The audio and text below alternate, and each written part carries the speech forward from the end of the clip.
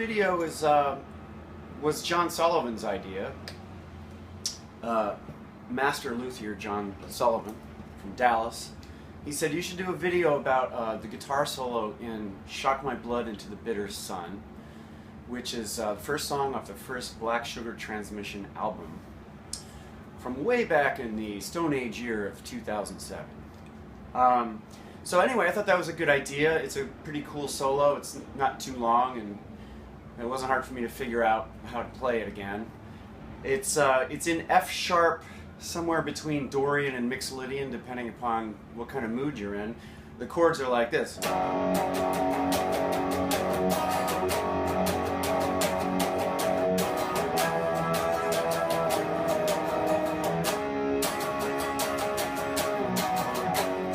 then it kind of starts over. So bearing that in mind, some of the licks that I'm going to play are decidedly Dorian and others are more Mixolydian, and then over that C sharp, we'll get to that later, but I'm sort of treating that as a standard kind of 5-chord dominant 7 type of thing.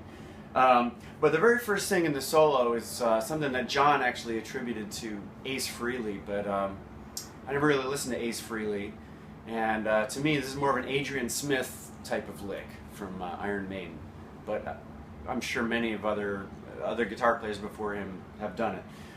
And it goes like this.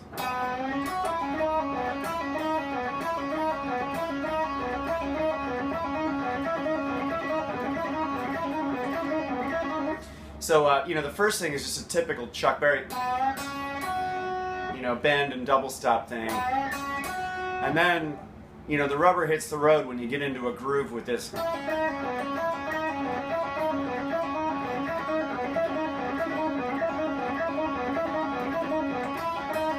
I don't know how much picking I did on the album, but I certainly wouldn't try to pick the whole thing.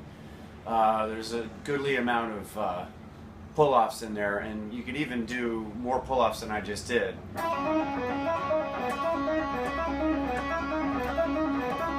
Which is just me picking each string once.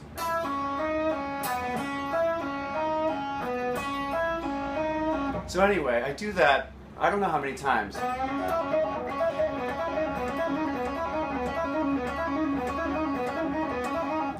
I hope you counted that, because that's how many times I do it. And then I do this sort of...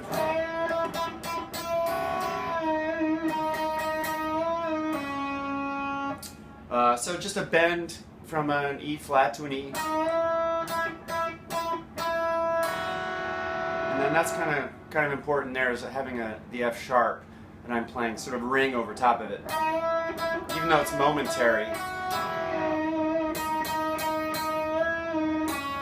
So we're ending up on a C sharp here. All of this on the record I doubled 1 octave higher. So I got the whole thing up here. And then so that's all just exactly 1 octave higher than what I just played down here. Same fingering applies. Then we do this climbing thing.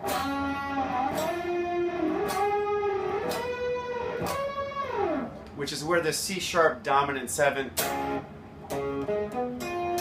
kind of tonality comes into play.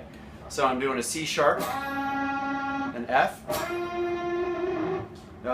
G sharp, a B, and a C sharp.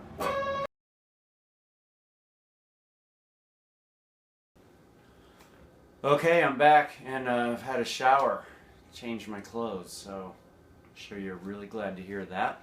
That means I'm going to play better now. So the second half of this solo is a lot of sliding double stops on the high 2 strings, these ones.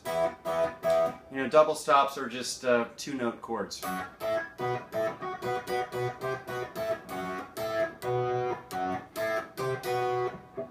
That kind of thing. Although we're not going to be doing that exactly. So staying in F sharp Mixolydian, we're going to be using these chords and one more that I'll show you in a second, and we're just going to kind of slide into them and just... So I'm just doing like, up here this is an E and an F sharp together, has a kind of nice abrasive sound that I enjoy.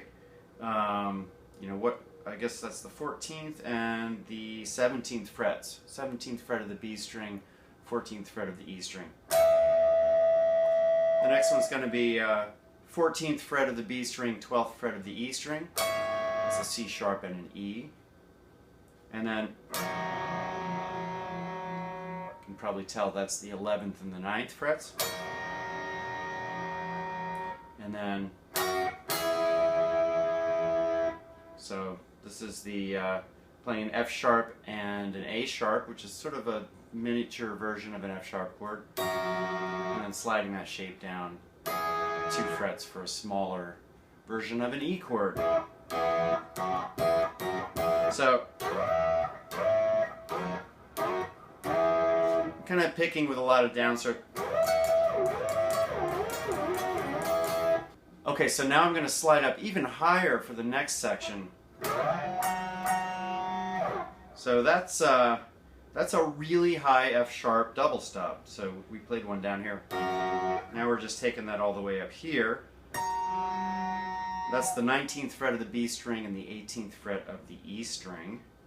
And then we're cycling the same chords that we just did before. And then this little ditty at the end.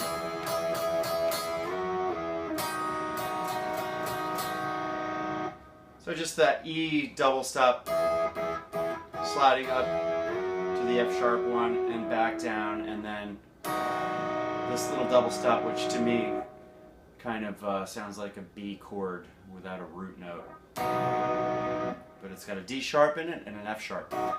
So. Alright, we're going to finish this thing off with a bang with a string skipping run, which is relatively easy because it's the same frets on both strings. I'm on the G string first, and I'm playing 11, 13, 16, and then the same thing on the high E string. And then I'm kind of cycling back down the E string, so, and then ping-ponging off this note on the G string, 16th fret, and then back up the E string the same way we came down. So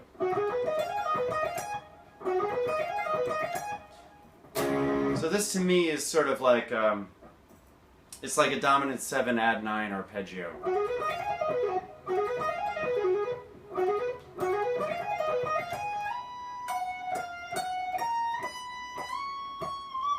So that's kind of a tricky juncture there to negotiate, because you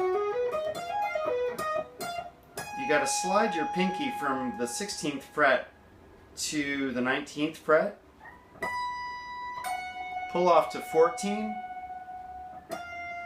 and then we're going to play the 18th fret on the B string. So try this again. And then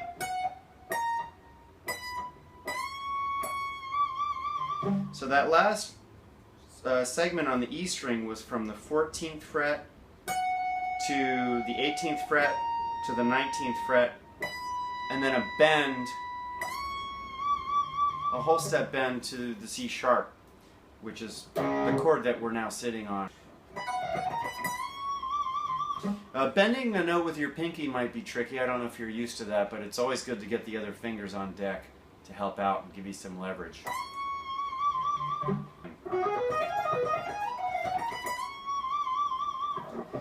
And that's the end of the solo. So, well, I hope that was interesting, and thanks to John Sullivan for giving me the idea to do it. It was fun to learn it again. See you next time. Bye-bye.